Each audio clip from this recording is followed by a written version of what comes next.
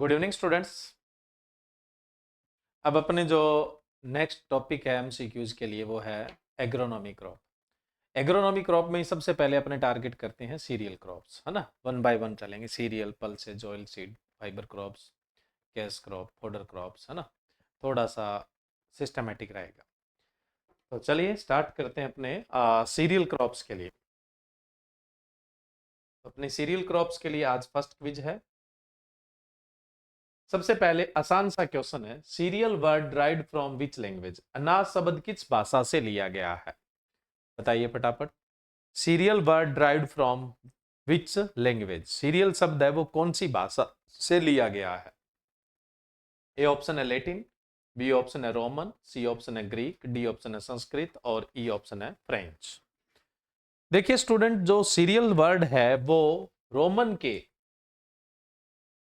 Series से बना हुआ है। किससे बना हुआ है? सीरीज से बना हुआ है। सीरियल शब्द है, रोमन भाषा का है। तो राइट आंसर क्या आएगा? बी ऑप्शन राइट होगा। सीरीज का मतलब होता है गोडेज ऑफ ग्रेन, दानों की देवी। गोडेज ऑफ ग्रेन, सीरीज का मीन्स क्या होता है? गोडेज ऑफ ग्रेन होता है, दानों की देवी होता है। तो देखिए सीरियल शब्द है वो कौन सी भाषा का है? रोमन भाषा का। अगर अपने बात करें पल्सेज वर्ड, पल्सेज, पल्सेज है वो लैटिन शब्द है। ऑयल सीड में ऑयल जो वर्ड है वो भी कौन सी लैंग्वेज का है? लैटिन वर्ड है। लेग्यूम जो शब्द है वो भी कौन सी लैंग्वेज का है? लैटिन वर्ड है। तो लेग्यूम, पल्सेज, ऑयल ये सब लैटिन है। बट सीरियल शब्द है वो कौन सी लैंग्वेज से लिया गया है? रोमन लैंग्वेज से लिया गया है, रोमन भाषा से लिया गया है। नेक्स्ट अगला क्वेश्चन है अपना, विच वन इज रॉन्ग स्टेटमेंट। आपको गलत स्टेटमेंट देखना है ना। सबसे पहला है highest protein content in serial. अनाजों में सबसे ज्यादा प्रोटीन व्हीट में होता है, गेहूं में होता है। अनाजों में सर्वाधिक प्रोटीन गेहूं में होता है, पहला statement. Highest fat content in cereals, अनाजों में सबसे ज्यादा फैट कंटेंट पियर मिल्ट, बाजरा में होता है। सी है highest carbohydrate content in serial, अनाजों में उच्चतम कार्बोहाइड्रेट जो होता है, सबसे अधिक जो कार्बोहाइड्रेट होता है वो राइस, चावल में होता है। Highest micronutrient content in serial, अनाजों में उच्चतम सूक्ष्म पोषक तत्व गेहूं में होते हैं, माइक्रोन्यूट्रिएंट्स, जैसे आयरन है, जिंक है। और ई ऑप्शन है नन ऑफ दिस, यानी इनमें से कोई सा भी स्टेटमेंट है वो गलत है ही नहीं। तो बताइए यहां पे आपको गलत स्टेटमेंट बताना है, तो गलत स्टेटमेंट कौन सा है? बताइए यहां पर गलत स्टेटमेंट कौन सा है? गलत स्टेटमेंट बताना है आपको। देखिए बात करते हैं वन बाय वन स्टेटमेंट, आप आंसर दीजिए। Highest protein content in serial, अनाजों में सबसे ज्यादा प्रोटीन गेहूं में होता है, व्हीट में होता है, इस बात में किसी प्रकार का कोई डाउट है ही नहीं। कितना होता है? लगभग 11 से 13% प्रोटीन कंटेंट। सबसे ज्यादा प्रोटीन व्हीट में होता है, गेहूं में होता है, पहला तो बिल्कुल ठीक है, कोई दो राय नहीं।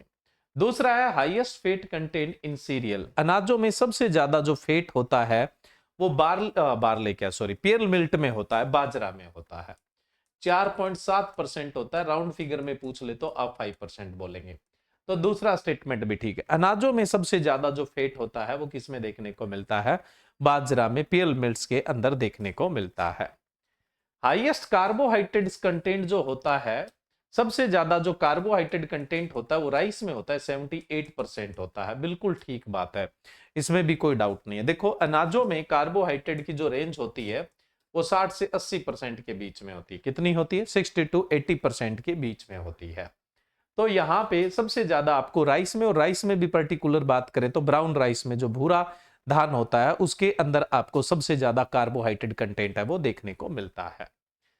Highest micronutrients content in serial, देखो व्हीट, मेज और राइस जो मुख्य अनाज है ना, व्हीट, राइस और मेज, इनमें माइक्रोन्यूट्रिएंट्स की कमी होती है, सूक्ष्म पोषक तत्वों की कमी होती है, न कि सूक्ष्म पोषक तत्व ज्यादा। हमेशा माइक्रोन्यूट्रिएंट्स मिलेट्स के अंदर ज्यादा होते हैं, कदन जो होते हैं उनके अंदर ज्यादा होते हैं। तो डी ऑप्शन है वो आपका क्या है? गलत है। हमेशा ही माइक्रोन्यूट्रिएंट्स है वो मिलेट्स में ज्यादा होते हैं, कदन में ज्यादा होते हैं, और मिलेट्स की यही इंपॉर्टेंस होती है, मिलेट्स की हमेशा यही इंपॉर्टेंस होती है। तो हमें गलत कथन ढूंढना था, तो गलत कथन आपको मिल गया। गलत कथन कौन सा है? डी ऑप्शन है वो आपका गलत है। ठीक है भाई, जिनका आंसर डी था उनका सबका ठीक है, जिन्होंने डी के अलावा कोई और आंसर किया है तो वो उचित बात नहीं है। बहुत सारे बच्चों ने ई आंसर भी दिया, लेकिन ई नहीं भाई। जो मिलेट्स होते हैं या कोर सीरियल या मोटे अनाज होते हैं उनमें माइक्रोन्यूट्रेंट्स ज्यादा होते हैं। मेजर सीरियल में माइक्रोन्यूट्रेंट की डेफिशिएंसी होती है। मेजर जो सीरियल होते हैं उनके अंदर माइक्रोन्यूट्रेंट्स की डेफिशिएंसी देखने को मिलेगी। चलिए नेक्स्ट अपने बात करें, अगला क्वेश्चन है, these root emerge at the point above the primary root after the death of primary root.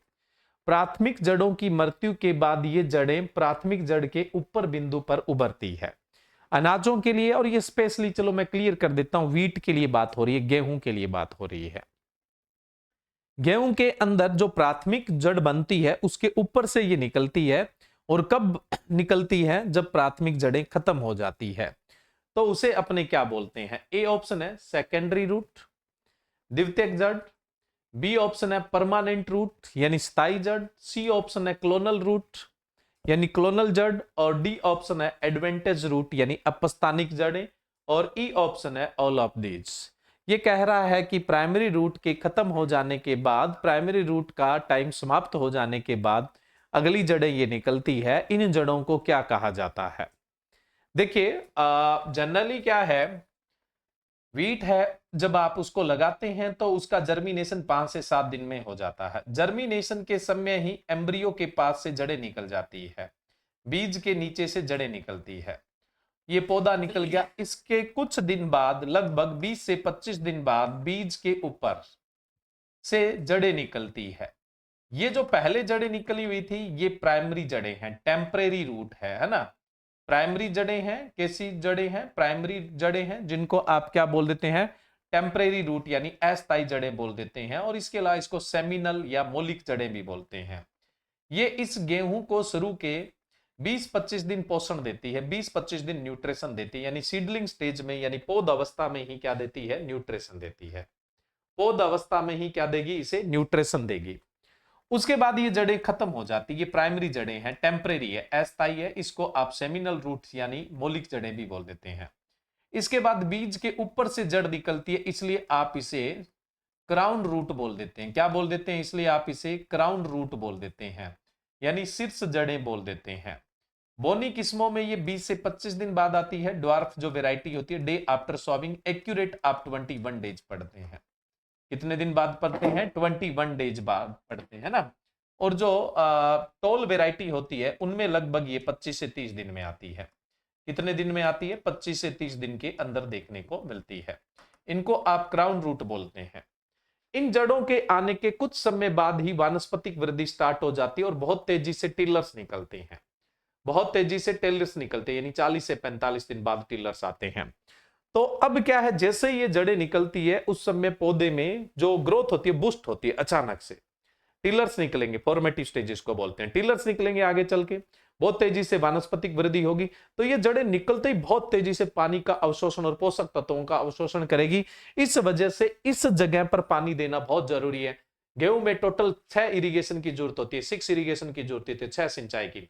अब आपके पास 5 है, 4 है, 3 है, 2 है, 1 है। एक भी है तो भी आप सीआरआई पे तो करेंगे। एक है तो भी सीआरआई पे करना जरूरी है, 2 है तो भी सीआरआई पे करना है, 3 है तो भी सीआरआई पे करना है, 4 5 है, जितनी भी है सीआरआई पे होगा ही होगा। ये क्राउन रूट होती है, इसको हम क्या बोलते हैं, क्राउन रूट इनिशिएशन, है ना। इस क्राउन रूट को आप सेकेंडरी रूट बोलेंगे, द्वितीयक जड़ बोलेंगे, बिल्कुल ठीक बात है। परमानेंट रूट, ये परमानेंट रहेगी, स्थायी रहेगी, आप इसे परमानेंट यानी स्थायी जड़ें बोलेंगे। क्लोनल रूट आप इसे क्लोनल जड़ बोलते हैं।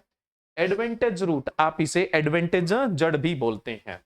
आप क्राउन रूट बोलते हैं, सेकेंडरी रूट बोलते हैं, परमानेंट रूट बोलते हैं, क्लोनल रूट बोलते हैं, एडवेंटेज रूट बोलते हैं, ये सभी इनको बोलते हैं। तो राइट आंसर क्या होगा, ऑल ऑफ दीज होगा। तो ई ऑप्शन है वो आपका राइट है।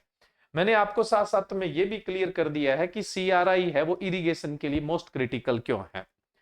सीआरआई जो है वो इरिगेशन के लिए मोस्ट क्रिटिकल क्यों है, ये भी मैंने आपको क्लियर कर दिया है। पता लग गया ना मोस्ट क्रिटिकल क्यों होती है। क्यों, क्योंकि इसके बाद टिलर्स निकले। उसके अलावा इस पे अगर पौधा पूरा पानी लेगा तो आगे जो लो टेम्परेचर होगा या फ्रोस्ट पाले जैसी स्थिति होगी तो उससे पौधा बच जाएगा, क्योंकि पौधे में पानी का स्तर क्या हो जाएगा, बढ़ जाएगा। तो इस पे इरिगेशन देना बहुत जरूरी होता है। नेक्स्ट बढ़े, अगले जो क्वेश्चन है वो देखो अगला क्वेश्चन है, farmer have only water for 3 irrigation at which stage we will apply in the wheat. किसान के पास 3 सिंचाई के लिए केवल पानी है, वह किस अवस्था में गेहूं में लगाएगा। भी टोटल 6 पानी देने होते हैं, लेकिन किसान के पास 6 पानी की व्यवस्था है नहीं भाई, उसके पास 3 ही पानी है, तो उसको कौन कौन सी स्टेज पे देना चाहिए। ए ऑप्शन है सीआरआई। देखो एक तो मैंने क्लियर कर दिया, सीआरआई तो देना ही पड़ेगा, इस बात में तो कोई डाउट ही नहीं है, इसलिए हर ऑप्शन में आपको सीआरआई देखने को मिल रहा है। अब पहला अगर ऑप्शन देखें तो सीआरआई, फ्लावरिंग और डब स्टेज है। एक पानी सीआरआई पे दे दो, दूसरा फ्लावरिंग पे दे दो, तीसरा डब स्टेज पे दे दो। बी ऑप्शन कह रहा है कि पहला सीआरआई पे दो, दूसरा लेट जॉइंटिंग पे दो, तीसरा मिल्किंग स्टेज पे दो। सी ऑप्शन कह रहा है कि पहला सीआरआई पे दे दो, दूसरा मिल्किंग पे दे दो, तीसरा डब स्टेज पे दे दो। डी ऑप्शन ये कह रहा है कि पहला सीआरआई पे, दूसरा टिलरिंग पे और तीसरा डब स्टेज पे। देखिए भाई, जो भी घास कुल के पौधे होते हैं, सबसे पहले जर्मिनेशन, जर्मिनेशन के बाद अगली स्टेज आती है टिलरिंग। टिलरिंग में होता है यहां पास से कई सारे टिलर्स निकलते हैं, जितने ज्यादा टिलर उतना ही ज्यादा उत्पादन होता है। उसके बाद अगला जो स्टेज आता है वो होता है बूटिंग स्टेज। बूटिंग को आप स्टेम इनलोंगेशन या स्टेम एक्सटेंशन स्टेज बोल देते हैं। बूटिंग का मतलब होता है ये दो नोड है, दो नोड के बीच में जो इंटरनोड है इसकी लेंथ बढ़ना बूटिंग स्टेज होती है। बूटिंग के बाद अगली स्टेज होती है फ्लावरिंग, जिसमें फूल आता है। फिर होता है मिल्किंग स्टेज, स्टार्च है वो मतलब दाना बनता है, उसमें स्टार्च मिल्किंग अवस्था में होता है।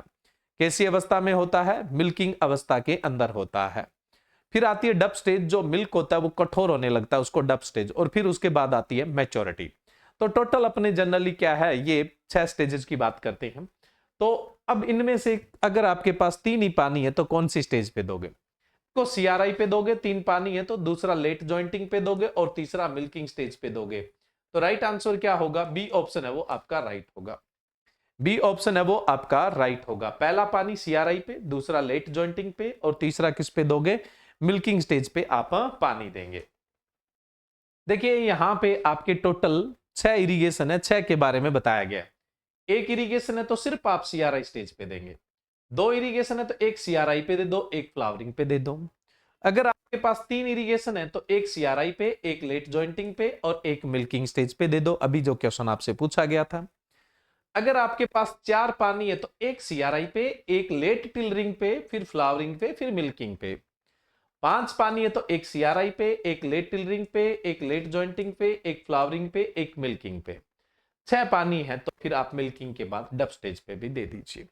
तो ये आपको बताया हुआ है यहां पे, आप अच्छी तरह से देख सकते हैं। 1 पानी है तो कब देना है, 2 है तो कब देने हैं, 3 है तो कब देने हैं, 4 है तो कब देने हैं, 5 पानी है तो कब देने हैं और 6 इरिगेशन है तो आप उसे कब अप्लाई करेंगे। ठीक है स्टूडेंट, चलिए नेक्स्ट अगला क्वेश्चन है, विच वन इज रॉन्ग स्टेट। निम्न में से गलत कथन चुनना है।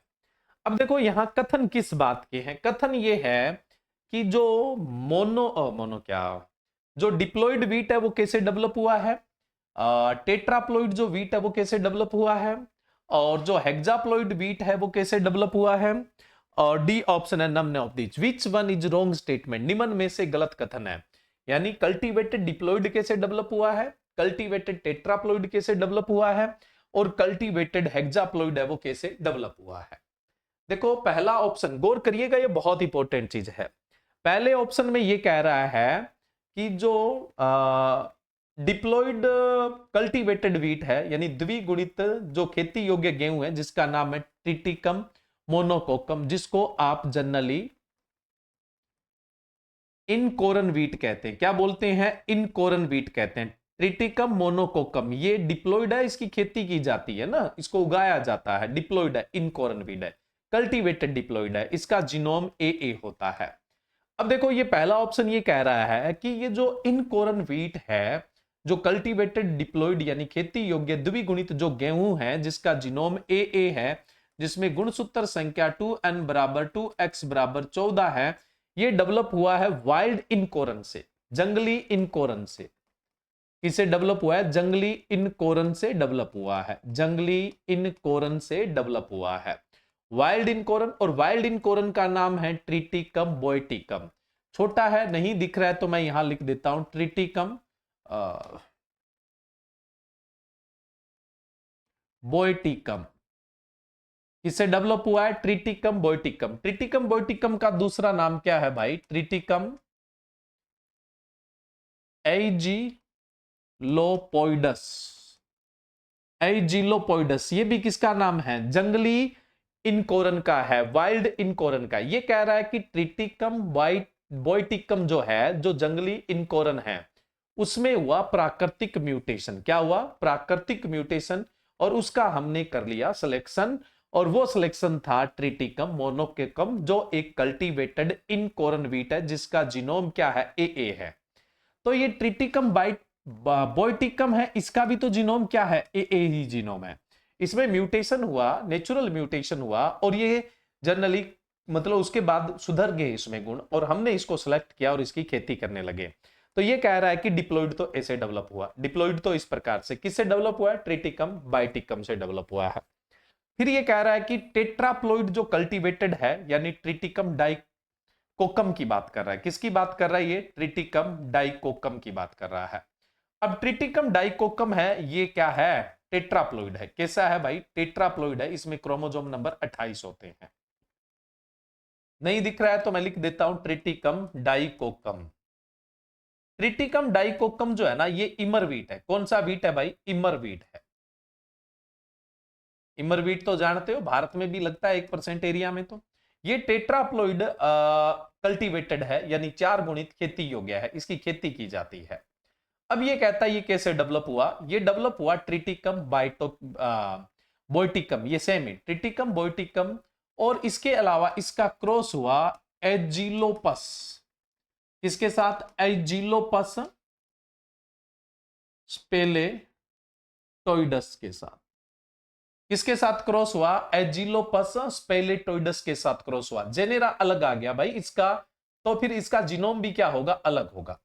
अब देखो ट्रिटिकम बाइटिकम का जीनोम क्या है? ए है, और एजिलोपस स्पेलोटोइडस का जीनोम बी है। इन दोनों का क्रॉस हुआ। इन दोनों के क्रॉस होने से, मतलब इन दोनों में क्रॉस हुआ, इन दोनों के क्रॉस होने से क्या है? डिप्लॉइड संतति आई। कैसी आई? डिप्लॉइड आई। डिप्लॉइड का जीनोम कैसा था? A B. अब देखो जीनोम में अलग अलग है, तो स्ट्राइल होगा।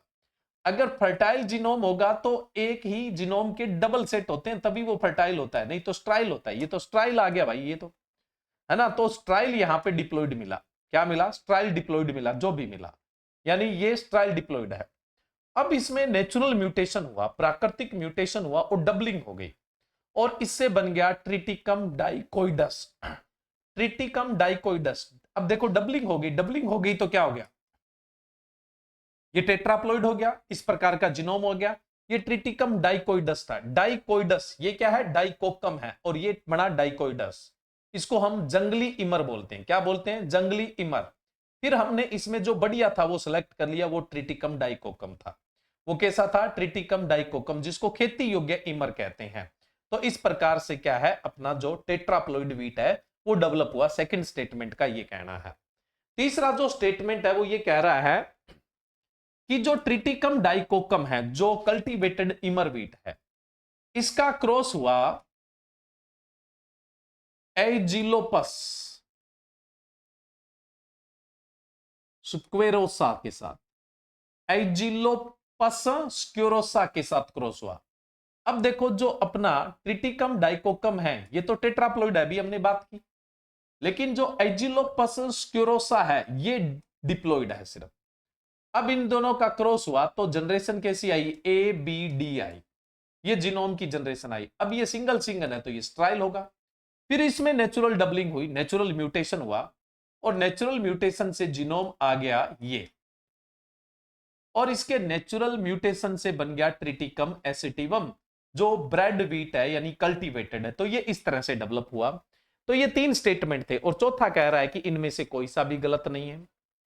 भाई जो तीनों बातें बताई है ना, वो तीनों ही ठीक है और अपने आप में बहुत इंपॉर्टेंट है। तीनों ही ठीक है, तो यहां गलत स्टेटमेंट कोई सा है ही नहीं। गलत स्टेटमेंट कोई सा है ही नहीं, ध्यान रखिएगा। अब एक इंपॉर्टेंट बात आती है, आपसे पूछ ले कि गेहूं का एंसेस्टर कौन सा है, पूर्वज कौन सा है। आप देखो सबसे पहले जो डिप्लॉइड कल्टीवेटेड है वो किससे बना है? ट्रिटिकम बोइटिकम, जिसको आप वाइल्ड इनकोरन या जंगली इनकोरन बोलते हैं, ये इससे बना है। तो एक पूर्वज तो ये मिल गया, ट्रिटिकम बोइटिकम। अब टेट्राप्लॉइड जो वीट आया है उसमें भी एक कौन सा है, ट्रिटिकम बोइटिकम है, तो दूसरा टेट्राप्लॉइड है उसका भी एंसेस्टर है वो ट्रिटिकम बोइटिकम है।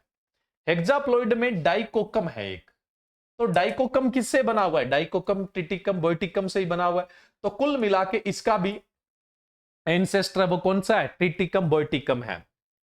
अब आपसे पूछ ले कि गेहूं जो है, वीट है, अभी मॉडर्न जो वीट जो जो कल्टीवेट कर रहे हो, चाहे आप ड्यूरम कर रहे हो, चाहे इमर कर रहे हो, चाहे ट्रिटिकम एसेटियम कर रहे हो, इन सब का एंसेस्टर कौन है, पूर्वज कौन सा है, तो आप बोलोगे ट्रिटिकम बोइटिकम है, जिसको आप जंगली इनकोरन या वाइल्ड इनकोरन बोलते हैं, और ट्रिटिकम बोइटिकम का दूसरा नाम ट्रिटिकम एजिलोपोइडस भी है। तो ये गेहूं का एंसेस्टर। वर्तमान में जितने भी मॉडर्न आप वीट लगा रहे हैं, तो मॉडर्न वीट का जो एंसेस्टर है वो ये है, ये अच्छे से याद रखना आपको। बताओ बात याद रह जाएगी क्या, याद रह जाएगी बात? ये तीनों बढ़िया तरीके से आपको याद रखना है भी, किस तरह से कल्टीवेटेड डिप्लॉइड डेवलप हुआ, किस तरह से कल्टीवेटेड टेट्राप्लॉइड डेवलप हुआ, और किस तरह से कल्टीवेटेड हेक्साप्लॉइड है वो डेवलप हुआ है, किस तरह से कल्टीवेटेड हेक्साप्लॉइड है वो डेवलप हुआ है। ठीक है, बड़े नेक्स्ट क्वेश्चन के लिए। हाँ, अब देखो यहां पे ये बताया गया है कि जो डिप्लॉइड है वो 2 जातियां हैं, टेट्राप्लॉइड है वो 7 जातियां हैं, हेक्साप्लॉइड है वो 5 जातियां हैं। बता देते हैं लगे हाथ। जो डिप्लॉइड है, डिप्लॉइड का मतलब 2n equal to 2x equal to 14, यहां पे n बराबर 7 होगा, यानी हैप्लॉइड क्रोमोसोम नंबर या गैमिट क्रोमोसोम नंबर या युग्मक गुणसूत्र या अगुणित 7 ही होंगे। x बेसिक क्रोमोसोम होता है, आधार गुणसूत्र यहां भी 7 ही होंगे। इसकी 2 स्पीसीज है, एक तो सभी गेहूं का जो एंसेस्टर है ट्रिटिकम बोइटिकम, जिसको वाइल्ड इनकोरन जंगली इनकोरन बोलते हैं, और इसका जीनोम AA होता है।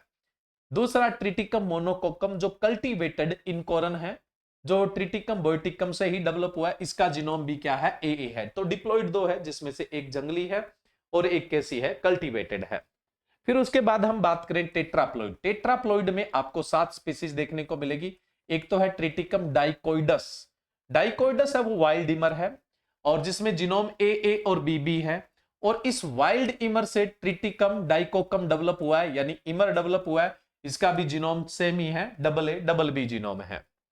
उसके बाद ट्रिटिकम ड्यूरम, ये भी कल्टीवेटेड है, इसको मैक्रोनी वीट कहते हैं, और इसका जीनोम भी सेम ही है, कौन सा है, AA BB इसका जीनोम होता है। ट्रिटिकम पेरिसिकम पर्शियन वीट बोलते हैं, जीनोम सेम ही है। ट्रिटिकम टर्गेडियम जिसको रिवेट वीट बोलते हैं, सेम ही जीनोम है। ट्रिटिकम पोलिनिकम जिसे पोलिस वीट कहते हैं, और इसके अलावा ट्रिटिकम टिमोफेवी। तो ये 7 जातियां हैं, ये टेट्राप्लॉइड है। हेक्साप्लॉइड की बात करें, हाँ, टेट्राप्लॉइड में chromosome number 2n equal to 4x equal to 28 होता है। हैप्लॉइड क्रोमोसोम की या गैमिट क्रोमोसोम की या युग्मक गुणसूत्र या अगुणित गुणसूत्र संख्या बात करें तो 14 होगी, और बेसिक क्रोमोसोम नंबर सेम ही होता है, कितना होता है, 7 होता है।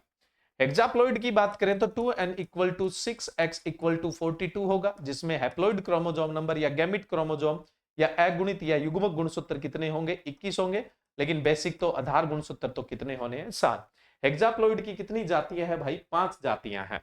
एक तो है ट्रिटिकम एसिटियम जिसको कॉमन या ब्रेड वीट बोलते हैं, और इसका जीनोम सबका हेक्साप्लॉइड का जीनोम सेम ही है, AA BB और DD।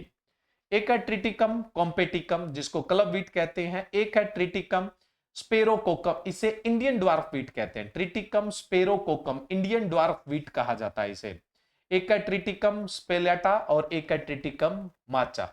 तो ये कुछ गेहूं की जो स्पीसीज है उनका लेखा जोखा मैंने आपको यहां पे एक साथ बता दिया है। चलिए नेक्स्ट अगला जो क्वेश्चन है वो ये है, who describe in details the Puccinia path. Puccinia path के विस्तार का वर्णन किसने किया था? पक्सिनिया जो पाथ है इसके विस्तार का वर्णन है वो किसने किया था, बताओ भाई। पक्सिनिया पाथ है उसके विस्तार का वर्णन किसने किया था? केसी मेहता जी ने, एस नागाराजन ने, हेनरिच एंटोन डी बेरी ने, ऑल ऑफ दीज। बताइए राइट आंसर क्या होगा।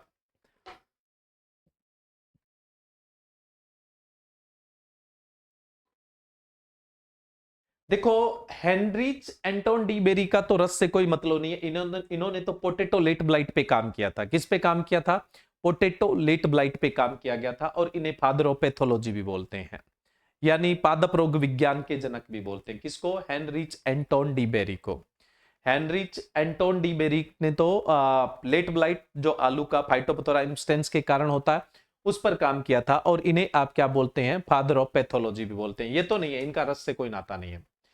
केसी मेहता ने एक बहुत बड़ा जो सीक्रेट है, बहुत बड़ा जो राज है वी ट्रस्ट को लेकर, वो इन्होंने ओपन किया था। इन्होंने बताया, केसी मेहता ने बताया कि जो बार बार ये रस्ट अपने यहां आता है मैदानी क्षेत्रों में, इसका कारण पहाड़ों पे बनने वाले जो कवक है वो है। पहाड़ों पे बनने वाले जो कवक है, जिनको आप यूरिडोस्पोर कहते हैं, क्या बोलते हैं, यूरिडोस्पोर्स। तो पहाड़ों पे जो यूरिडोस्पोर्स बनते हैं वो हमारे मैदानों के अंदर क्या करते हैं, जो मतलब रस्ट है उसको फैलाते हैं। मतलब ये रस्ट की पुनरावृत्ति क्यों होती है, बार बार रस्ट क्यों आता है, पहाड़ों पे बनने वाले यूरिडोस्फीयर के कारण हर साल क्या है, जो रस्ट है वो आता है। तो ये जो राज है, ये गुत्थी यही किसने सुलझाई थी, केसी मेहता ने। केसी मेहता ने ये बताया कि जो हर साल रस्ट आता है उसकी पुनरावृत्ति होती है, वो पहाड़ों में बनने वाले यूरिडोस्पोर्स है उनके कारण होती है। इन्हें फादर ऑफ इंडियन रस्ट के नाम से भी जाना जाता है। अब बात यह थी कि पक्सिनिया पात नेपाल में अक्टूबर के अंदर क्या है, नेपाल में अक्टूबर के अंदर जनरली यूरिडोस्पोर्स बनते हैं। फिर ये नॉर्थन प्लेन में फरवरी में आ जाते हैं। नॉर्थन प्लेन के अंदर क्या है, फरवरी के अंदर आ जाते हैं। साउथर्न प्लेन में अर्ली सोविंग है, वहां पर ही पहुंच जाते हैं। और उसके बाद नीलगिरी हिल है, उसके अंदर ये समर के अंदर आते हैं। तो ये पक्सिनिया पात जो बताया था, पात है वो केसी मेहता ने नहीं बताया, पक्सिनिया पात है वो एस नागाराजन ने बताया था। पक्सिनिया पात है वो किसने बताया था, एस नागाराजन ने बताया था। जो केसी मेहता उन्होंने तो रस्ट की पुनरावृत्ति को बताया था। पुनरावृत्ति होती किसके कारण है, यूरिडोस्पोर्स के कारण होती है। पहाड़ों में बनने वाले, हिमालय में बनने वाले जो यूरिडोस्फेयर है वो मैदानों में रस्ट के लिए रेस्पॉन्सिबल है, और इसी के कारण पुनरावृत्ति होती है। लेकिन पक्सिनिया पात के बारे में जो डिटेल बताई थी वो एस नागाराजन ने बताई थी। तो राइट आंसर क्या है, बी ऑप्शन है वो राइट होगा। क्या राइट होगा यहां पे, बी ऑप्शन है वो राइट होगा। क्लियर है स्टूडेंट। चलिए अगले क्वेश्चन में बढ़ते हैं।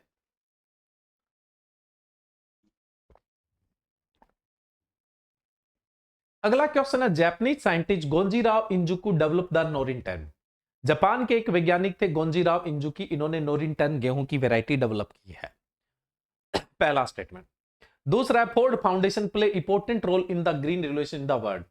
फोर्ड फाउंडेशन है, इसने विश्व में हरित क्रांति फैलाने में बहुत इंपॉर्टेंट रोल प्ले किया था। तीसरा स्टेटमेंट है, इन द 1940 में ऑरविल वोगेल ने नोरिन-10 का इस्तेमाल किया था, और इससे सर्दियों में लगने वाली जो सेमी ड्वार्फ वेराइटियां हैं वो डेवलप की थी अमेरिका के अंदर। तो तीसरा स्टेटमेंट ये है। इन तीन स्टेटमेंट के आधार पर आपको बताना है कि कौन सा ऑप्शन है वो आपको ठीक लग रहा है। तीन स्टेटमेंट के आधार पर बताना है कि कौन सा स्टेटमेंट है वो आपको ठीक लग रहा है, बताइए। मैं वन बाय वन बात करता हूं। जापानीज साइंटिस्ट गोंजीराव इंजुकी ने ही नोरिन-10 गेहूं की वैरायटी डेवलप की थी। ये नोरिन-10 वैरायटी है, एक तो जापान की लोकल लैंड रेस थी, यानी वहां की स्थानीय किस्म थी, उसका क्रॉस अमेरिका की दो कमर्शियल वैरायटी है उनके साथ करवाया। और इसके अंदर दो बोनेजीन थे, एक तो RST1 और अर्ध बोनेजीन, एक RST2। इनके कारण क्या हुआ, गेहूं की जो हाइट है ना वो काफी कम होगी। पहले 150 सेंटीमीटर जो हाइट थी ना, वो हाइट होगी 60 से 110 सेंटीमीटर के आसपास, 60 से 110 सेंटीमीटर। आपसे पूछ ले कि जो RST1 और RST2 है ये कितने परसेंट हाइट को रिड्यूस करते हैं, तो कम से कम 20% हाइट को तो रिड्यूस कर देते हैं, है ना। कम से कम 20% हाइट को तो रिड्यूस कर देते हैं। 5 से 10% टिलर्स भी ज्यादा आने देते हैं। 5 से 10% टिलर्स भी ज्यादा आते हैं, जिसकी वजह से 5 से 10% इल्ड भी क्या हो जाती है, ज्यादा हो जाती है। तो नोरिन-10 है वो गोंजीराव इंजुकी ने ही डेवलप की थी ये वैरायटी। अब बात आती है, Ford Foundation play important role in the green revolution in the world. Ford Foundation का ग्रीन रिवोल्यूशन में कोई रोल ही नहीं था। फोर्ड फाउंडेशन का ग्रीन रिवोल्यूशन में कोई रोल नहीं था। रॉकफेलर फाउंडेशन है उसका ग्रीन रिवोल्यूशन में रोल था। रॉकफेलर फाउंडेशन है उसका तो ग्रीन रिवोल्यूशन के अंदर रोल था, लेकिन फोर्ड फाउंडेशन का कोई रोल नहीं था। सेकंड स्टेटमेंट गलत है, रॉकफेलर फाउंडेशन है उसका रोल था। तीसरा है 1940 ऑरविल वोगल। ऑरविल वोगल है ये अमेरिका के थे, कैलिफोर्निया यूनिवर्सिटी के थे। तो कैलिफोर्निया या वाशिंगटन में, क्लियर नहीं हूं। तो ये ऑरविल वोगल ये अमेरिका के थे। इन्होंने नोरिन 10 का इस्तेमाल किया और सर्दियों के अंदर लगने वाली सेमी ड्वार्फ वेराइटी है डेवलप की अमेरिका में। इसके बाद ये जो नोरिन 10 है ये किसके हाथ पहुंचा था? एनी बोरलो के हाथ पहुंचा था। इससे पहले ऑरविल वोगल के पास ही था। तो तीसरी बात भी बिल्कुल ठीक है। इसके बाद एनी बोरलो के पास, फिर एनी बोरलो ने उसका बहुत फायदा लिया और विश्व को भी फायदा दिया था। तो पहला और तीसरा स्टेटमेंट तो ठीक है, दूसरे का कोई अस्तित्व नहीं है। तो पहला और तीसरा स्टेटमेंट ठीक है, तो राइट आंसर क्या बनेगा आपका? सी ऑप्शन है वो राइट होगा। सी ऑप्शन है वो राइट होगा, ठीक है। सी ऑप्शन है वो आपका राइट बनता है यहां पे। नेक्स्ट क्वेश्चन है आपका, durum wheat is use for the preparation of semolina. Durum गेहूं का उपयोग सेमोलिना की तैयारी के लिए किया जाता है। बी ऑप्शन है ब्रेड व्हीट यानी Triticum aestivum use for the preparation of upma. Upma बनाने के लिए ब्रेड गेहूं का उपयोग किया जाता है। इन दो स्टेटमेंट के आधार पर आपको ऑप्शन चुनना है क्या राइट है। बहुत आसान सा क्वेश्चन है। अगर आपने शुरुआती जो इंट्रोडक्टरी व्हीट अच्छा पढ़ा है तो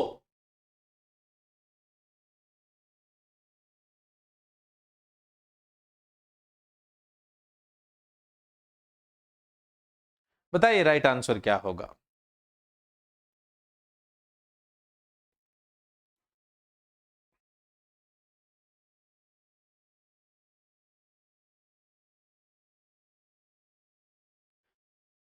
सेमोलिना।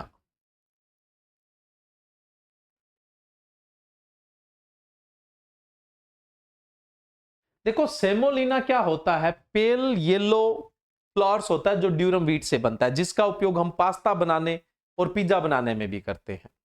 जिसका उपयोग हम पास्ता बनाने में और पिज्जा बनाने के अंदर भी करते हैं। तो पहला तो स्टेटमेंट बिल्कुल ठीक है। दूसरा, bread wheat use for the preparation of upma, नहीं भाई, उपमा बनाने के लिए इमर व्हीट होता है। उपमा किससे बनता है? इमर व्हीट से बनता है। तो पहला तो ठीक है, दूसरा गलत है। पहला तो ठीक है, दूसरा गलत है। उपमा साउथ इंडियन डिश है और जो इमर व्हीट से बनाई जाती है। किससे बनाई जाती है? इमर व्हीट से बनाई जाती है, ठीक है। अब आप मुझे बता दीजिए कि सूजी और न्यूडल्स है वो कौन से व्हीट से बनते हैं? सूजी और न्यूडल है वो कौन से व्हीट से बनते हैं? सूजी और न्यूडल है वो कौन से व्हीट से बनते हैं? इसका राइट आंसर तो मिल गया, बी ऑप्शन है वो राइट है। सूजी और जो न्यूडल्स है वो कौन से व्हीट से बनते हैं, कौन से गेहूं से बनते हैं? बताइए। अगला क्वेश्चन आप लोगों के लिए, फटाफट बताइए, इतने में मैं नेक्स्ट क्वेश्चन के लिए चलता हूं।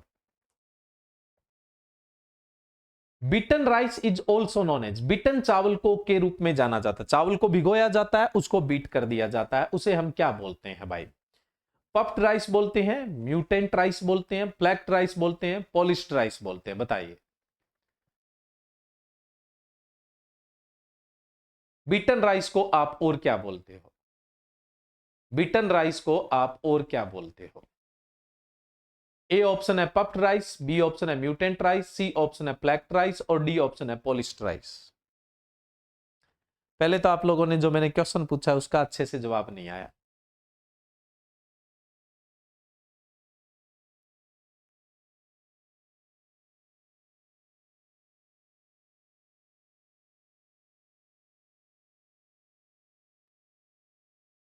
भाई किसी का भी आंसर ठीक नहीं आ रहा है। इतना मुश्किल तो क्वेश्चन नहीं पूछा था। दो तीन बच्चों का ही ठीक आ रहा है, दो तीन बच्चों का ही ठीक आ रहा है। इतना मुश्किल तो क्वेश्चन ही नहीं था आपका, जितना आप इस क्वेश्चन को कॉम्प्लिकेट कर रहे हैं।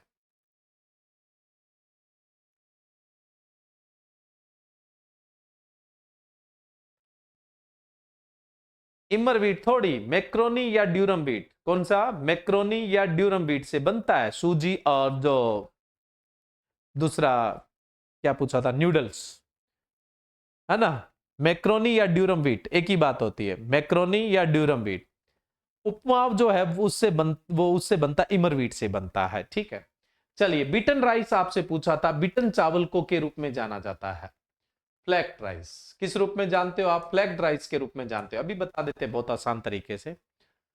देखो ये है फ्लैक्ड राइस जिसको बीटन राइस बोलते हैं, भिगोते हैं और आपको इस पे मारते हैं ना, तो इसको अपने क्या बोलते हैं? बीटन राइस या फिर क्या बोल देते हैं? फ्लैक्ड राइस बोलते हैं।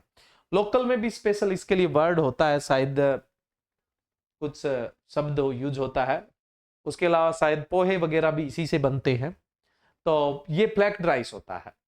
पफ्ड राइस होता है, इसको पानी में बॉईल करके रोस्ट किया जाता है। पफ्ड राइस जो होता है इसको पानी में बॉईल करके रोस्ट किया जाता है, ये बिटन नहीं होता है ना, रोस्टेड होता है। तो रोस्ट जो होता है उसको आप पफ्ड बोलते हैं। पॉलिश राइस तो आप जानते हो, देखो छिलके के साथ जो चावल होता है उसको तो बोलते हैं आप पेडी। फिर आप डी हस्किंग कर देते हैं, छिलका अलग कर देते हैं, दाना अलग, तो फिर आपको मिलता है ब्राउन राइस। फिर कौन सा राइस मिलता है? Brown rice. ब्राउन राइस है, इसकी ऊपर की जो एल्यूरिन लेयर होती है, एल्यूरिन लेयर जो होती है उसको आप रिमूव कर देते हैं। जो एल्यूरिन लेयर, या फिर मैं जिसको बोलूं कि जो राइस का जो ब्रेन होता है उसको रिमूव कर देते हैं। इल्यूरिन लेयर या जो ब्रेन होता है उसको रिमूव कर देते हैं। तो उस प्रोसेस को आप पॉलिशिंग या मिलिंग बोलते हैं। क्या बोलते हैं? पॉलिशिंग या मिलिंग। पॉलिशिंग या मिलिंग करने से आपको व्हाइट राइस मिलता है। ब्राउन राइस है व्हाइट। देखो छिलके सही था, वो क्या था? पेडी था। आप पेडी की डी हस्किंग करते हैं, छिलका अलग और ग्रेन अलग। जो ग्रेन आया वो ब्राउन आता है, उसको हम ब्राउन राइस बोलते हैं। अब इस ब्राउन राइस की ऊपर ऊपर की जो परत होती है, एल्यूरिन लेयर या जिसको आप ब्रेन बोलते हैं, वो रिमूव कर देते हैं। उसको आप बोलते हैं पॉलिशिंग या मिलिंग। क्या बोलते हैं? पॉलिशिंग या फिर मिलिंग। पॉलिशिंग या मिलिंग करने से ब्राउन राइस से आपको क्या मिलता है? White rice. और को प्रोडक्ट क्या मिलता है? ब्रेन होता है, राइस ब्रेन जिसको बोलते हैं ना, वो मिलता है। उप उत्पाद के रूप में क्या मिलेगा आपको? राइस ब्रेन मिलता है। और अगर आप ऐसा करते हैं, सफेद चावल निकालते हैं, सफेद चावल दिखने में अट्रैक्टिव है, चमचमाता हुआ है, तो ब्रेन में प्रोटीन अच्छा खासा चला जाता है। वैसे भी तो राइस में प्रोटीन कम होता है।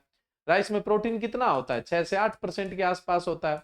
जब आप ब्रेन रिमूव कर दोगे तो ये प्रोटीन 5 से 6% ही बच जाएगा। कितना बचेगा? 5 से 6% ही प्रोटीन बचेगा।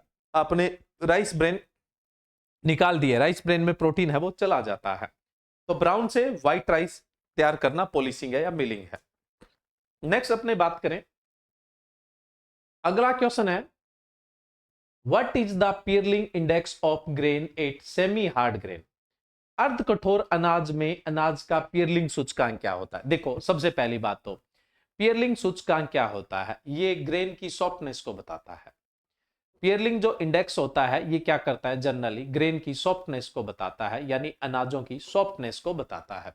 तो आपसे पूछा गया what is the pearling index of grain at semi hard grain? अर्ध कठोर अनाज में अनाज का पियरलिंग सूचकांक क्या होता है? ए ऑप्शन है लेस देन 29, बी ऑप्शन है 29 टू 40, सी ऑप्शन है 40 टू 50 और डी ऑप्शन है मोर देन 50 यानी 50 से ज्यादा। अब देखिए पियरलिंग इंडेक्स की अगर बात करें तो पियरलिंग इंडेक्स का मतलब होता है 30 बेस की जो सिव होती है उसमें से दाने को पार किया जाता है। ठीक है, और उसके बाद हम क्या करते हैं? x minus Y divided by x into 100 करके फॉर्मूला यूज करते हैं और उससे पियरलिंग इंडेक्स निकालते हैं। x का मतलब होता है जो आपने इनिशियली सैंपल लिया है, वेट लिया है ना, सैंपल सैंपल लिया है उसका वेट, जो आपने नमूना लिया है। y का मतलब होता है कि 30 मेस में से जो दाना निकल गया, ठीक है, जो ऊपर रह गया है उस दाने का वजन है वो y है। फिर हम इसको कैलकुलेट कर लेते हैं। अब जितना ज्यादा हार्ड होगा उसका पियरलिंग इंडेक्स क्या होगा? उतना ही कम होगा। हार्ड जो दाना होता है उसका पियरलिंग इंडेक्स 29 से कम होता है। सेमी हार्ड होता है उसका 29 से 40 होता है। सॉफ्ट होता है उसका 41 से 50 होता है और वेरी सॉफ्ट होता है उसका मोर देन 50 होता है। तो अब आपसे सेमी हार्ड पूछा था, तो सेमी हार्ड में कौन सा आएगा? 29 से 40 वाला आएगा। सेमी हार्ड में कौन सा आएगा? 29 से 40। इसकी देखो लेस देन 29 है वो तो हार्ड है, 29 टू 40 जो पियरलिंग इंडेक्स है तो वो क्या है? सेमी हार्ड है। 40 टू 50 है तो सॉफ्ट है, और मोर देन 50 अगर पियरलिंग इंडेक्स है तो वेरी सॉफ्ट है, बहुत ज्यादा मुलायम है। तो इस क्वेश्चन का राइट आंसर क्या बनता है? आपका बी ऑप्शन है वो राइट बनता है। इस क्वेश्चन का राइट आंसर क्या है? बी ऑप्शन है वो आपका राइट है। नेक्स्ट बढ़े अगले क्वेश्चन में, बोरो और dalua type of rice is also known as. Boro या दलुआ प्रकार के चावल को किस नाम से जाना जाता है? समर राइस, रबी राइस, खरीफ राइस और नन। बताइए भी, बोरो और दलुआ को किस नाम से जाना जाता है? एक कमन होता है, एक बोरो होता है, एक कोस होता है। इसको किस नाम से जानते हैं? रबी के नाम से, खरीफ के नाम से और समर राइस के नाम से। सॉरी, समर की जगह मैं जायद लिख देता हूं, जायद। अब ठीक है, अब बताओ जायद राइस, रबी राइस या खरीफ राइस या नन? ये बताइए, क्वेश्चन बहुत आसान है।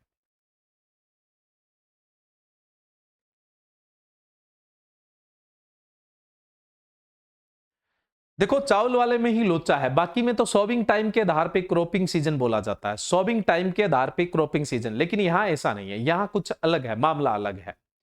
बोरो या जो दलुआ टाइप राइस है उसको हम क्या बोलते हैं, कौन सा राइस बोलते हैं, जायद का, रबी का, खरीफ का, या नन, कोई सा नहीं। अब देखिए गौर करिएगा, देखो इसका राइट आंसर तो बी होगा, लेकिन बी एक्सप्लेन करेंगे पहले। सबसे पहले हम बात करें जो सबसे मुख्य राइस है भारत में, जो सबसे ज्यादा लगाया जाता है वो खरीफ राइस है, जिसको आप अमन बोलते हैं। क्या बोलते हैं, अमन। सीजन तो इसका खरीफ है, इस बात में कोई डाउट नहीं, इसको अमन राइस बोलते हैं। लेकिन जिसका सीजन खरीफ होता है उसको रेनी सीजन राइस बोलते हैं, लेकिन इसको रेनी सीजन नहीं बोलेंगे, इसको रेनी सीजन नहीं बोलेंगे, इसको आप क्या बोलोगे, विंटर। चावल की उपलब्धता कब है उसके आधार पर उसका सीजन बोला जाता है, चावल की उपलब्धता कब है उसके आधार पर उसका सीजन बोला जाता है। लगता तो खरीफ में ही है, पूरा उसका ग्रोइंग सीजन है वो तो खरीफ ही कहलाएगा, इसको अमन बोलते हैं। और जो हम कैलेंडर सीजन बोलते हैं ना, वो हमेशा चावल कटाई का बोलते हैं, औरों में तो सोविंग का बोलते हैं, इसमें कटाई का भी, चावल उपलब्ध कब है तो इसको विंटर राइस बोलेंगे। इसको जून जुलाई में लगाते हैं और नवंबर दिसंबर में काटते हैं। इंडिया में मोस्ट ऑफ यही तो ग्रो होता है, मोस्टली यही ग्रो होता है, ठीक है। अब इसको अलग अलग नामों से जाना जाता है, विंटर राइस बोलते हैं, उसके अलावा इसे वेस्ट बंगाल के अंदर अमन बोला जाता है, असम के अंदर इसे सलाई बोला जाता है, उड़ीसा में इसे साराद के नाम से बोलते हैं, बिहार और उत्तर प्रदेश में इसे आघनी के नाम से बोलते हैं, और आंध्र प्रदेश के अंदर इसे सुरवा के नाम से बोलते हैं, केरला के अंदर इसे मुंडकन के नाम से बोलते हैं, और तमिलनाडु में इसे सांबा या थलाडी के नाम से बोलते हैं। जो खरीफ है उसको विंटर राइस, क्योंकि विंटर में इसकी उपलब्धता होती है, इसको अमन बोलते हैं, और भारत में मेनली इसी को लगाया जाता है, भारत में मेनली यही लगता है, ठीक है, ध्यान रखना है। अब इसके बाद जो वेस्ट बंगाल है उसके टच वाला बिहार एरिया, उसके टच वाला असम एरिया है, और उसके टच वाला उड़ीसा एरिया है, और बांग्लादेश है। वहां पे खरीफ का चावल काटने के तुरंत बाद रबी का चावल लगा दिया जाता है। कौन सा चावल लगा दिया जाता है, रबी का चावल लगा दिया जाता है खरीफ का काटते ही, लो लैंड में, क्योंकि वहां पानी रहता है लो लैंड में, तो उसको बोरो समर या रबी राइस बोलते हैं, बोरो समर या रबी राइस बोलते हैं। नवंबर दिसंबर में लगेगा, मई जून में कटेगा, उपलब्धता गर्मी में है इसलिए इसको समर राइस। अवेलेबिलिटी कब है, गर्मी में है, इसलिए इसको क्या बोल देते हैं, समर राइस, या फिर अपने इसको क्या बोल देंगे, रबी राइस, या फिर क्या बोल देंगे, बोरो। सीजन तो रबी है ना, ठीक है। ये वेस्ट बंगाल में लगता है, नॉर्थ ईस्ट बिहार में लगता है, ईस्टर्न उत्तर प्रदेश में और असम में लगता है। पूरे विश्व में सिर्फ यहां और बांग्लादेश में लगता है, और कहीं नहीं लगता, इसलिए ये स्पेशल है। फिर है आहू या ओस, या देखो आहू, ओस या जायद, या फिर क्या बोलते हैं इसको, पहाड़ी राइस, या rainy season, sorry rainy season नहीं बोलेंगे, इसको बोलेंगे, हाँ बिल्कुल रेनी सीजन बोलेंगे। क्या बोलेंगे इसको, रेनी सीजन बोलेंगे। उपलब्धता रेनी सीजन में होती है इसकी, बहुत कम लगता है, ये न के बराबर ही लगता है। आहू, ओस, जायद, या फिर पहाड़ी राइस, या रेनी सीजन राइस। फरवरी मार्च में लग रहा है, लेकिन उपलब्धता कब है, रेनी सीजन में, जुलाई अगस्त, इसलिए रेनी सीजन बोला इसको। इसको हम ओटमन राइस भी बोलते हैं। क्या बोलते हैं हम इसको, ओटमन राइस भी बोलते हैं।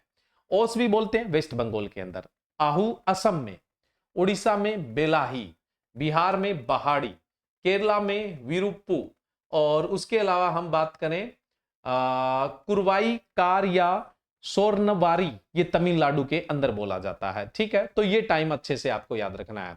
खरीफ वाले को विंटर बोला जाता है, ये सबसे बड़ी गड़बड़ है, और रबी वाले को समर बोला जाता है, और जायद वाले को ओटमन बोला जाता है, या रेनी सीजन बोला जाता है, या ओटमन बोला जाता है, या फिर क्या बोला जाता है, रेनी सीजन। इस आधार पे राइट क्या था आपका, बी ऑप्शन है वो राइट था।